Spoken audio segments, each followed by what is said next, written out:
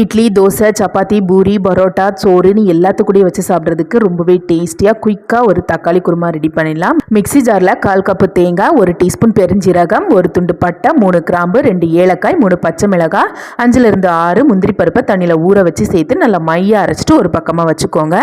இப்போ கடாயில் 3 table spoon தேங்காய் எண்ணெய் சேர்த்து எண்ணெய் சூடானதும் கொஞ்சமாக சீரகம் கூடவே ஹோல் கரம் மசாலா சேர்த்து நல்லா வதக்கிட்டு 2 பல்லாரியை சின்ன சின்னதாக நறுக்கி நல்லா வதக்கிட்டு 3 தக்காளி, 1 கொத்து கருவேப்பிலை, கொஞ்சமாக உப்பையும் சேர்த்துட்டு தக்காளி நல்லா சாஃப்டாக வேகிற வரைக்கும் நல்லா வதக்கி எடுத்துட்டு கொஞ்சமாக இஞ்சி பூண்டு விழுதும் சேர்த்து நல்லா வதக்கிடுங்க.